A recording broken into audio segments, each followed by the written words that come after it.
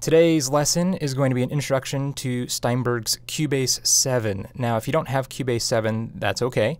I think 99% of what I'm going to be showing you guys, at least in these first few tutorials, is all going to work just fine in the old versions of Cubase. But even if you don't have any version of Cubase, I hope to really explain a lot of the concepts behind what I'm doing. And you can do these same sorts of things in Pro Tools and Logic and Digital Performer and Sonar and Reason and Live.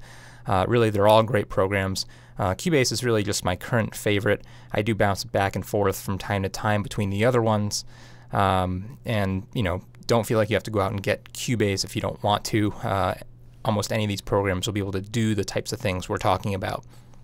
So anyway, these first few videos, though, really will focus on just how to get around in Cubase. If you are using a different application, I suggest you go and find a tutorial video and just the basics for that application. You're going to be a little bit warned here. The first few videos are really not going to be doing anything super secret as far as music production techniques is concerned. If you already know how to get around your DAW sequencer, and that's Digital Audio Workstation Sequencer, that's what Cubase is.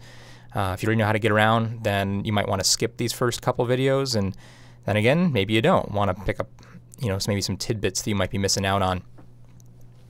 So anyway, when you open Cubase, at least the latest version, this is the Steinberg hub window that now pops open. It's oh so nice and got lots and lots of buttons to hit on it. Most of the stuff, quite frankly, I don't really care about. You know, I guess they give you the news, which is nice. They tell you about new features and oh, who cares? I just want to make some music, right? So let's go over to the Projects tab portion. And under More, I'm going to highlight Empty, and we're going to create an empty project. And yes, there are presets. You don't have to start with an empty project all the time, although at least in my own work, my projects are so diverse, and often I start with using Cubase as more of a scratch pad, and I don't necessarily know where the project is going to go. So Empty is probably my default choice, 80% of the time. And you should know how to create, a project from scratch too. So we're going to start here.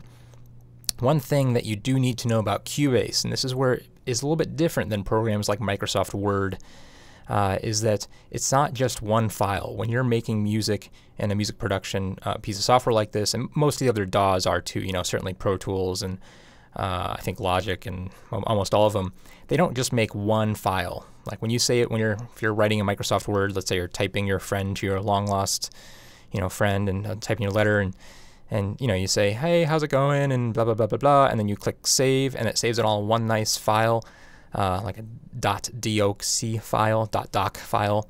That's all nice and self-contained. Most of these music production softwares don't have one self-contained file that contains your entire project. Rather, it'll have one main file, and then all the audio samples, all the images, if you're using any videos, maybe effects presets and effects saves, among lots of other little, other just files it makes along the way as a collection, and it needs a place for that collection. And in Windows and in Mac as well, it'll put these in a folder. So I'm going to make sure I'm going to say prompt for project location, and this is really important. You can get yourself into a lot of trouble right here if you do not know where you're putting your files, because again, it's going to make a lot of them. I hit continue, and it says select your project folder. And how about we go down here, and I already made a folder called First Lesson under Cubase 7, so let's just make that's okay. And Windows is doing something weird. It's okay. All right, so I just made my First Lesson project. Let's hit OK, and there we are. Let's double-click on this window to make it full screen. And this is your default Cubase 7 workspace, and it really breaks down into a couple panels here. If you look all the way to the left, this is called the Inspector panel. Here in the lighter grayish area, we have the track window or track panel. And over here, here's our main workspace, our main project workspace. And at the top, you can also see we have a timeline. Right now, it's set to seconds, but we'll be able to change that. And we'll talk about that probably more in a later video, different modes the timeline can be in. But anyway, this is the window you're going to be looking at for most of the time when you're working on a project. So I suggest you get real familiar with it. At the bottom, we have this sort of floating toolbar. This is called the Transport panel, and it gives us lots of options, just sort of general project stuff, as well as playback controls. You can actually see any audio coming into the computer, the input level. So you can see that's actually tracking my voice right now. If I shut up for a second, you'll see it go down. Oh yes, silence is golden, right? So it's just sort of following along with my voice, just saying, hey, there's audio coming into the computer, and I go, yes, I know, it's me, shut up. And for the most part, for me, I use almost, many of these tools, but I access them via quick keys. So actually seeing this panel, 90% of the time for me is not very helpful. So I'm going to teach you guys the first quick key in Cubase is the toggle transport panel quick key. It's F2. And if you're on a Mac, you might need to hold the function key depending on what kind of Mac you have. I should mention Cubase is very much cross-platform and been that way for many, many years now. And I go back and forth between PC and Mac almost every day when I'm teaching at the college. We're mostly on Macs here, and my own studios is actually on PC, so it works great on both. And if we want to have a PC versus Mac debate, I'm probably just going to leave the room and go do something else more productive. So anyway, just know you can use it with both. So F2, I'm going to make that thing go away because I hate it. I'll bring it back later when I need it, but for the most part, I hate it. Okay, so here's our main project workspace.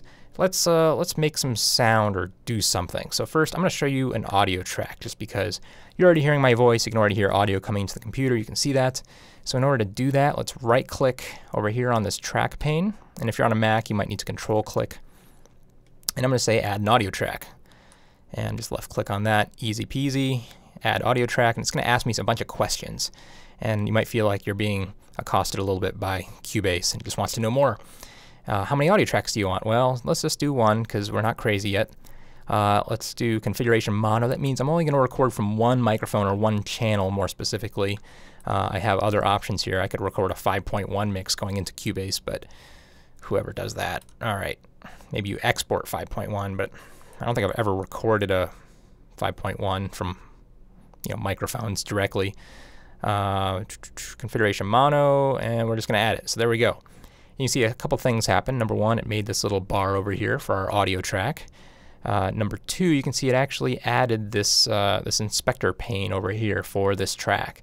And it gives me some general options like volume and panning and time offset, as well as it shows me where I'm coming in from, as well as going out to. And these little boxes are really easy to miss, but this is really your input box and your output box. And this is pretty consistent for all different types of tracks. So it's really important to get to know these two. Okay, now that I have this track, let's do some recording. I guess before we do that, I want to make this track just a little bit bigger. If you see, I'm going to move my mouse just to the bottom edge of it, and I hover over it, and it'll turn my mouse into this little parallel line pointy arrow vertical thing. And I'm just going to click and drag when my mouse icon is like that. And you can see how I can just click and drag and make that track bigger. All right, that's a little bit nicer looking, I think. My track is currently selected. It has this little record enabled button. That means it's ready to record. It's not recording yet. And I could go over here and hit record if I really wanted to, or I want to hit F2. I can go back and do the same thing on the transport panel. Again, this is a little redundant to some of the other toolbars in Cubase, so let's make that go away. Before we actually hit any buttons, though, again, when you're learning any piece of professional software like this, it's so important that you learn the quick keys and not just use your mouse to do everything. You will be able to accomplish 10 times the amount of work in the same amount of time if you are using both hands and you know your quick keys well. So here's your next quick key. I know you already learned F2 and you know that one really well, but the next quick key we're going to learn is the asterisk on the number pad, that little star thing in the top right hand corner. And when we click it, I want you to just sort of notice what happens.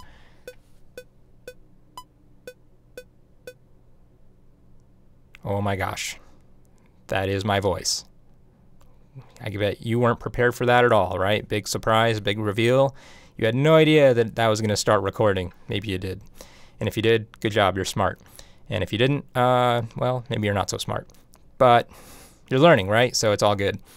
And I'm recording right now, which is feeling kind of annoying. I feel like I'm being tracked, like being hunted in the wild, because you can see every little sound that I make with my voice is now popping up on this window. Every tiny little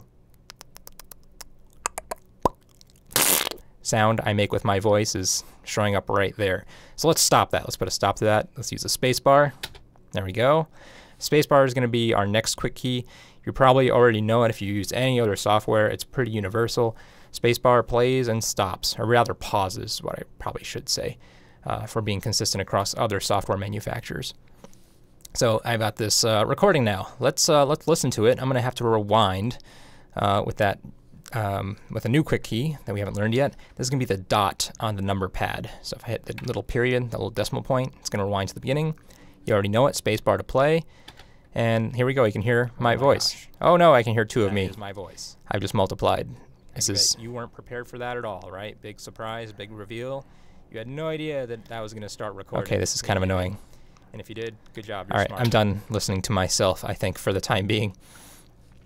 So you can see that, and you can hear it, and you now know how to play, you know how to rewind, you know how to record. Awesome. If you're listening very carefully, though, right before it started recording, did you hear it count off? It did that little beep, beep, beep, beep, beep, beep, beep, right? That little clicky, beepy noise. Again, if I hit star again, it will make that sound again. Let's stop that spacebar. Make that go away. So that was our metronome. That's called our pre-count. And you know, if we're playing music, often we want to play it in time, and you know, just like in a drummer in a band will count us off. Cubase will count us off before we start playing. I'm going to turn that off. And in order to turn that off, we have to go to the transport menu, and right there, pre-count on and off. Let's turn that off. And now whenever I record, it'll just record. So if you're doing voiceover work or recording music, sort of free time, you don't need a pre-count. You don't need to worry about that. Just turn it off. And in the next video, we will talk about when you should use a pre-count, when you should use the metronome. But not today. Today we're just learning the absolute most basics. All right, so I've got this beautiful audio track, but you know what? Let's say I want to add some sort of instrument, maybe a synth sound or a drum kit or something, maybe both. So right now I'm actually just going to visually make this track a little smaller. I want to put it out of my mind a little bit. I'll keep it there. I won't delete it yet, at least. And I'm also going to hit the M key. The M is in M&M's, and right there you see it highlighted, this little M there. This is the mute button. So that track isn't going to play anymore. It's just going to, if I hit spacebar, it's just going to stay silent. You'll be able to see it playing, but it won't actually make any sound. Really useful. All right, let's rewind to the beginning with that dot on the keyboard. I'm going to right click on my track pane again, and we're going to add an instrument track. And when we add an instrument track, again, it asks some more questions. And the questions that it's going to ask us this time is instrument. And right now it says no VST instrument. So let's find one. And I'm feeling a little bit like drums today, so let's do some drums. This is the drum sampler that comes with Cubase. It's actually, not too bad. It's pretty nice and simple and very flexible all at the same time. So we'll load that. And let's say add. And it just loaded this new type of track. And you'll see it has a different icon. This one had that little waveform, and this has a little keyboard. I'm going to say if you don't have a MIDI keyboard, this is where I'm going to do some things you might not be able to do in your own studio at this point in time. I do have a MIDI keyboard hooked up in front of me. You guys can't see it, but it's a keyboard, and if I actually play on it, you will see that those notes that I'm playing on that piano keyboard are actually going to come in and highlight these little drum pads just like that. Oh, look at that. That's really fun looking. I make all sorts of fun 1980s robot kind of designs. Bloop, bloop, bloop, bloop, bloop. All right, so that's fun. But also notice that no sound came out, right? Nothing. It just lit up like a Christmas tree and no sound. So in order to get some sound to come out, I need to load some samples. In Cubase, for almost all of their plugins, all the little windows that go inside of Cubase like this, there's going to be a little black box. And this is probably your most easiest way to find presets or samples or whatever type of plugin you're working with, whatever it needs in order to work effectively. So we have all these different presets here. There's a lot. Let's use that Maple kit, and I'm just going to double click on it. I thought I double clicked on it. It loaded. It just didn't go away, I guess. And you can see now, instead of just having all these blank pads, these pads all actually have sounds associated with them. So I can play notes one by one and listen to all the pads. Oh yeah. And you can also see in this Maple kit, it actually highlighted 3 of these groups over here. This is a minor detail, but you can actually see that it's got some samples over here, it's got some samples here, it's got more samples over here. And it also tells you the MIDI note that it corresponds with. So you can see that, let's go back to this tab. When I play my C1, this is sort of like my low C on my piano, not the lowest, but just sort of 2 octaves below middle C. It's going to be the kick, and the C sharp is going to be a rim shot. And then we got a snare drum and some clapping. You get the idea. All right, so I have these samples loaded. This is all very exciting. You guys know how to record, so you know what's coming next. that asterisk key. Here we go. Let's record. And notice I didn't have the pre-count this time, even though it might be useful. Let's record just a little something.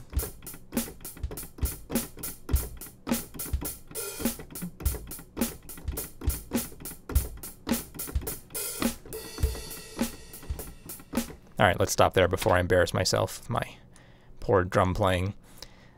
Again, I'm not really playing the drums, I'm playing a keyboard in front of me, but this is actually using all of the samples in here, all these drum sounds, all right, that I'm clicking on, and you know, just triggering them essentially whenever I play a note on the piano. So that's cool. And we can actually see all those triggers that I hit, all those notes that I played right here in this window. All right, so for right now, let's actually close this drum sampler. It's still there, it didn't go away. It's actually still running. If I rewind and play, it's still there. If I ever want to get it back, all I need to do is go to this little keyboard icon. This is the Edit Instrument panel, and it'll bring it right back up. So don't be sad, it's going away, no crying. And now that I have this drum beat, let's rewind and play. And you'll notice that it took me a little while to actually play because I was talking. And there, now it's playing. We could unmute the first track. You had no idea that that was going to start recording. Maybe you did. And if you did, good job, you're smart. And if you didn't, well, maybe you're not so smart. Worst song ever, right? But hey, we got some audio and we got some MIDI recorded into Cubase. And if that word scares you, MIDI, if you've never heard it before, or you just go, MIDI, I think I know what that is, but not really, don't worry, I'll do a whole video just on what MIDI is and what you need to know about it in order to be a successful computer musician. So we've got some audio, we've got this drums. Should we add more? Is it possible? We can complete this worst song ever, I think. Let's add just a little bit of a synth part. So I'm going to go back over here, right click. Let's add an instrument track. And you know, I think I mentioned, you know, today we're really not going to get into any secrets. This is really just an introduction to Cubase. I know it's called Nick Sibicky's Music Production Secrets, but again, today's intro day, so no secrets. But here is a secret. Really, the secret is this, is that I almost never use instrument tracks. And I guess in order to learn why that's a secret, you have to come back for a later video. Anyway, I'm just going to use another instrument track again today. And let's go to Synths. Let's add this retro log. Now, if you don't have Cubase 6.5 or 7, you probably won't have this one, or you won't have access to this one. But this is sort of an older style analog synthesizer, something along the lines of like what a mini Moog would be in the 70s.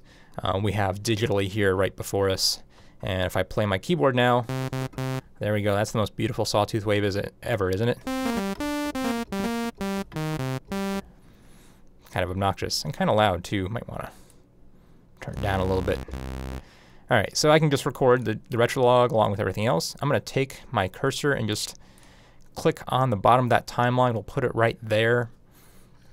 And that way I don't have to listen to that silence at the beginning. Let's just start recording. I bet you weren't prepared for that at all, right? Big surprise, big reveal.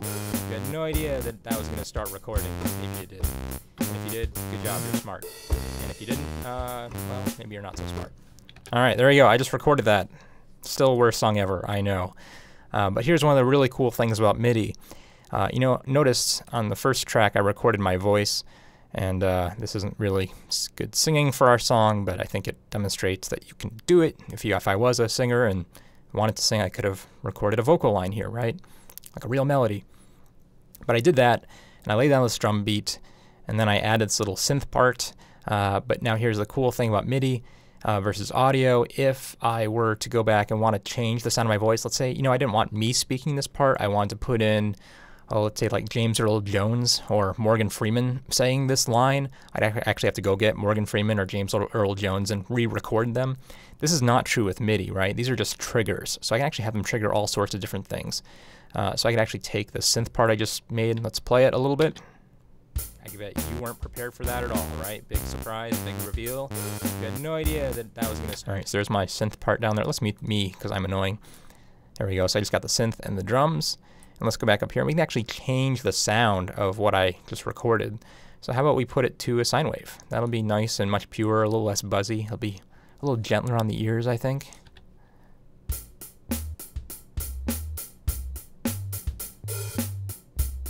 Hear that really just low, ooh, ooh, right? Just that really dark timbre.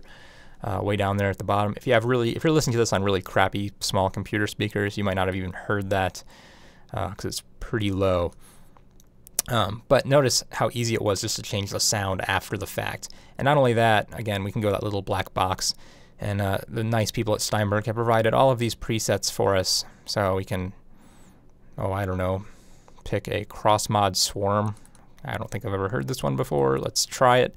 I really shouldn't try out new things when I'm making these videos, but sometimes, you know, you got to live life a little bit, right?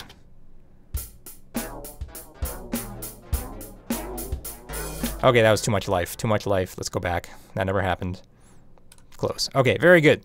So far what we've done is we've recorded some audio. We've learned some quick keys, record and stop and playback. We've recorded some MIDI. We've done, we've done a little bit of patch changes in MIDI. We've loaded a couple instrument tracks. But I want to talk just a little more about how to get around Cubase. Now that we have some information here, this information is really only as good as you can work with it. And one thing that I think is, awesome about Cubase, but it's also one of the hardest things for beginners to understand and work with, is just how to zoom in and zoom out on any given piece of material. So if we're in the project window, and this is actually true for all windows, but especially the project window, you can see I have that timeline at the top, right? And you can see I have this cursor that sort of shows me what's going to play back next if I were just to go hit spacebar, right? If I go here, right, it'll play from there. If I go over here, it'll play from here. Right, so I can just move this cursor wherever. But if I click on the bottom half of this timeline and I drag down, do you see what amazing thing happens? It actually continuously zooms in around my cursor. So if I really wanted to just zoom in on one note or one part, let's say I want to go zoom in, let's unmute that track. And if you did, good job, you're smart. If I want to zoom in on my good job, you're smart, I just have to go move my cursor here and just pull down, and there it is. Good job, you're smart. Good job, you're smart. And I can find things very easily if you know what to look for. And again, zooming out is a matter of just clicking on the timeline and pulling up. So I'm dragging upward on the timeline. It looks kind of weird with my mouse. I think my mouse has a yellow highlight on it. At least it should be appearing in the video, I hope. So you can kind of tell where my mouse is, and you can sort of tell when I click. So again, if I want to zoom in, click on the timeline, pull down, it'll zoom in on that, quite far. We're actually seeing individual samples here. These are 44 thousandths of a second right now. So we just zoomed in to an amazingly small period of time in, quarter of a second or so. Let me zoom out, pull and drag up, and oops, sometimes you run out of space.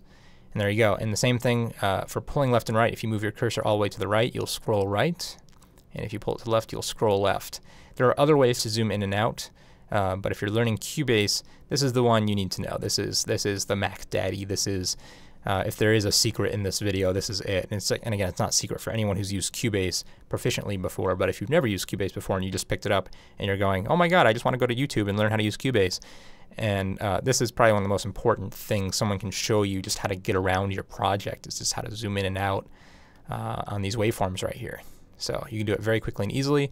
You do have these tabs down here which kind of do the same thing. But, why move your mouse all the way down here when you can just click where you want it to go and just zoom in on that part you want? So let's actually go. I made this nice, really, maybe not nice is the word, really disgusting farting sound over here. Let's go find it. Right there. See how easily that was to find? And what's this? I have this one big sound here. Butt. It's my butt. That's great. But I can zoom in and out on all of these different sounds very quickly. One other nice thing that you might want to know is this vertical zoom. This will actually make all the tracks bigger or smaller. So again, let you see things more easily, or just more of them. Can be really useful also in getting around Cubase. But as you already saw, you can actually resize almost any of these tracks by clicking on the bottom and dragging. So I can make this one really big, and maybe I don't really need to see the drums, so I'll make those small. But then I want to see the synth part, and there you go. So pretty cool, yeah? We can also color these tracks. If I have a track highlighted, if I just want to organize it, I can say, you know what, that synth part feels like it should be orange to me. That drum should be yellow or yellow-green. That's kind of an ugly yellow. How about this aquamarine, I guess, is the color? I'm not really sure. Need to ask someone who's better at colors. But anyway, I just colored my tracks, right? So now it looks like a bag of Skittles. And who doesn't like Skittles? Really, though, the reason why you want to color your tracks is that as your projects get bigger and bigger, you'll want to stay organized, and color is a really great way for at least me to stay organized, especially because I have my own coloring system, and I think I'll talk about that in a later video. So anyway, today we've just gone over the very most basic things you can do in Cubase. We really haven't done any actual editing, though in the next 2 videos we'll do some audio editing and we'll do some MIDI editing, but probably not in that order, probably the other way, I think. So stay tuned, watch the next video, and if you want to see more of these, please subscribe.